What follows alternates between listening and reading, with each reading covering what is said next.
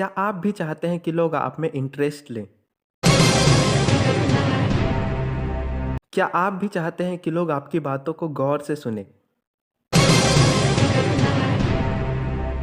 क्या आप भी चाहते हैं कि आप जहां भी जाएं वहां आपका इम्पैक्ट पड़े? अगर हाँ, तो इस वीडियो को लास्ट तक ज़रूर देखें। Hello learners, welcome back to my YouTube channel learning matters.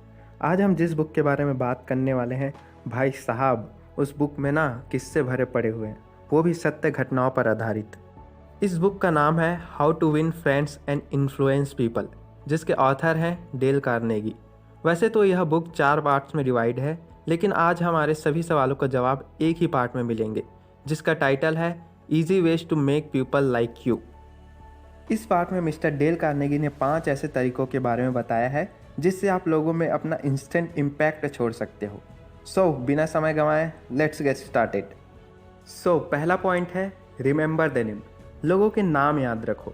यह बात साइंटिफिकली प्रूव्ड है कि लोगों को अपने नाम से बहुत प्यार होता है। चलो एक किस्सा सुनाता हूँ। सिड लेवी एक सेल्समैन था। एक बार सिड को निकोडेमस पेपेडुलोस नाम के कस्टमर से मुलाकात करना था। निकोडेमस को लोग निक कहकर पुकारते थे, लेकिन सिड लेवी ने उनसे मुलाकात करने से पहले निक के नाम को अच्छी तरह बोलना सीख लिया, जैसे कि मुझे भी वीडियो बनाने के लिए सीखना पड़ा। फिर जब सिड लेवी की मुलाकात निक से हुआ तो सिड ने स्माइल करते हुए कहा, गुड आफ्टरनून मिस्टर निकोडेमस पेपेडुलोस। यह सुनते ही वह शॉक्ड हो गया। बुक में ऐसा ही लिखा है कि उसकी आंखें थोड़ी नम हो गई। निकोडेमस ने सिड से कहा कि वह इस देश में पिछले 15 सालों से रह रहा है, लेकिन कभी किसी ने उसे उसके नाम से नहीं पुकारा। सोचिए निकोडेमस पर सिड का कितना अच्छा इम्पैक्ट पड़ा होगा। आप खुद ज़रा अपने स्कूल लाइफ में झांक कर देखिए। आपको हमेशा ऐसे ही टीचर अच्छे लगते थे जिन्हें आपका नाम याद रहता था। आप लंच में या छुट्टी के बाद दोस्तों को बड़े गर्व से बताते थे कि उस टीचर को आपका नाम याद है ना? किसी के नाम को याद रखकर उसे अच्छे से प्रोनाउंस करना अपनेपन को दर्शाता है, जबकि किसी के नाम को भूल जाना परायेपन को। Point number 2, take genuine interest in other people. अगर आप किसी पर्सन को इन्फ्लुएंस करना चाहते हैं, उस पर अपना इम्पैक्ट छोड़ना चाहते हैं, तो सबसे पहले आपको उस आदमी में जेन्युइन इंटरेस्ट लेना होगा। न्यूयॉर्क की एक टेलीफोन कंपनी ने अपने सर्वे में पाया कि फ़ोन में बात करते वक्त सबसे ज़्यादा प्रयोग में आने वाला जो शब्द है वह है मैं, आई। गौर से देखा जाए तो हम होमोसेपियंस शुरू से ही काफ़ी सेल्फ सेंट्रिक रहे हैं। इवन एक ग्रुप फ़ोटो में भी हम अपना फ़ोटो सबसे पहले खोजते हैं। इसलिए बात करते वक्त अगर आप सामने वाले के बातों में इंटरेस्ट लेते हैं, उनकी प्रॉब्लम्स को सुनते हैं, तो वो पर्सन भी कुछ टाइम बाद आप में इंटरेस्ट लेने लग जाता है। एक बहुत ही फेमस साइकोलॉजिस्ट अल्फ्रेड एडलर कहते हैं कि जिस इंसान को दूसरे लोगों में इंटरेस्ट नहीं होता, उसके लाइफ में सबसे ज़्यादा प्रॉब्लम आती है, और दूसरे को सबसे ज़्यादा नुकसान भी ऐसे लोग ही पहुंचाते हैं। एडलर ऐसे लोगों की बात कर रहे हैं जो ये तो चाहते हैं कि लोग उनकी तारीफ़ करें, लोग उन्हें इम्पोर्टेंस दें, पर वे खुद कभी दूसरों को इम्पोर्टेंस नहीं देते और ना ही किसी की प्रॉब्लम को समझते हैं। Point number 3, be a good listener. Dale Carnegie कहते हैं कि सामने वाले पर इम्पैक्ट छोड़ने के लिए आपको उनकी बातों को अच्छे से सुनना ज़रूरी है, क्योंकि लोगों की यही तो शिकायत होती है कि कोई उनकी सुनता ही नहीं। चलो एक किस्सा सुनाता हूँ।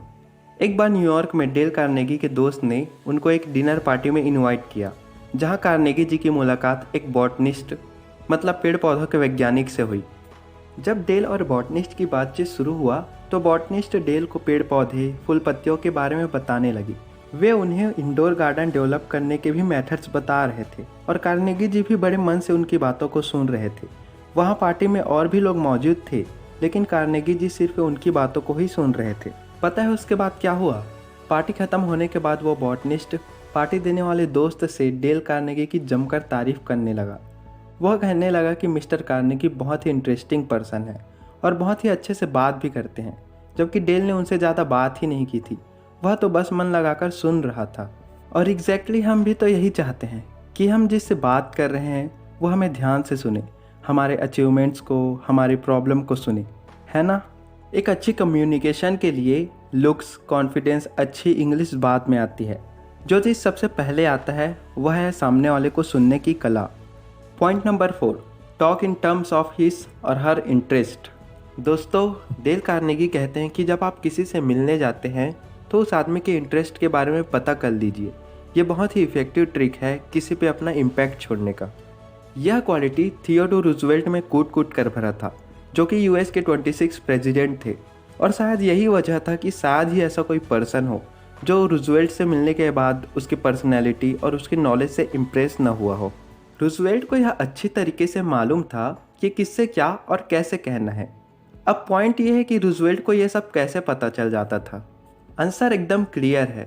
जब भी रूजवेल्ट को किसी आदमी से मिलना होता था तो वह एक रात पहले उस आदमी के इंटरेस्ट के बारे में रिसर्च कर लेता था, देन उनसे मिलने जाता था, क्योंकि उन्हें भी यह बात मालूम था कि किसी भी आदमी के मन तक पहुंचने के लिए उसके पसंदीदा टॉपिक पे बात करना ज़रूरी है। क्योंकि जितना इंटरेस्ट लोगों को आपके लाइफ, आपके प्रॉब्लम्स में है, उससे कहीं ज़्यादा इंटरेस्ट उनको खुद के इंटरेस्ट में है। भारत में भूख से मरने वाले अनगिनत लोगों की हमें उतनी चिंता नहीं है जितना कि हमें अपने दांत के एक मामूली से दर्द में है। सो हमेशा सामने वाले के इंटरेस्ट के हिसाब से बात कीजिए, उनके बारे में, उनके जर्नी, उनके एक्सपीरियंस के बारे में क्वेश्चन कीजिए, जिसको बताते वक्त सामने वाले को खुशी मिले।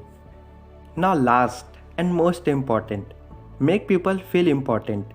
भाई सदियाँ बीत गई विद्वानों को चिंतन मनन करते हुए, लेकिन हमेशा यही बात सामने आई है कि हर आदमी में महत्वपूर्ण दिखने की इच्छा बचपन से होती है। यह कोई नई बात नहीं है। जो इंसान हमें जितना इम्पोर्टेंस देता है हम उसके उतने ही करीब होते हैं, जैसे कि मम्मी, पापा, लवर्स। हालांकि दोस्त इसमें शामिल नहीं हैं। यहाँ इम्पोर्टेंस फील कराने से मतलब सामने वाले की किसी क्वालिटी को नोटिस करके उसके दिल से तारीफ़ करना है। इसका एक छोटा सा लेकिन बहुत इफ़ेक्टिव किस्सा है। एक बार डेल कार्नेगी अपने कुछ काम से पोस्ट ऑफिस गए थे। वहाँ उन्होंने देखा कि एक क्लर्क अपने काम से बहुत ऊब चुका था, क्योंकि यह तो उसके डेली का रूटीन था।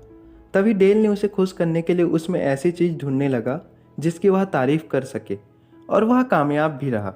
कुछ देर बाद जब डेल का नंबर आया तो डेल ने हल्की सी मुस्कान देते हुए उस क्लर्क से कहा, आपके घुंघरालू बाल बहुत ही अच्छे हैं, काश मेरे बाल भी आपके जैसे होते। यह सुनकर पहले तो वह क्लर्क चौंक गया, लेकिन तभी उसके चेहरे पर मुस्कुराहट आ गई।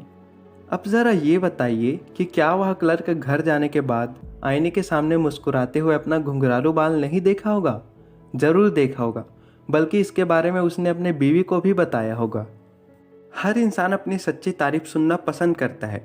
हाँ, वो बात अलग है कि कुछ लोग अपने लुक्स, अपने स्टाइल की तारीफ सुनना पसंद करते हैं, तो कुछ लोग अपने काम का या फिर अपने एफर्ट्स का, लेकिन तारीफ सभी को पसंद है। जब आप किसी की सच्ची तारीफ करते हैं तो भले ही यह आपके लिए कुछ शब्दों का खेल रहता है, परंतु इससे सामने वाले का चेहरा खिल जाता है और वह कॉन्फिडेंस फील करने लगता है।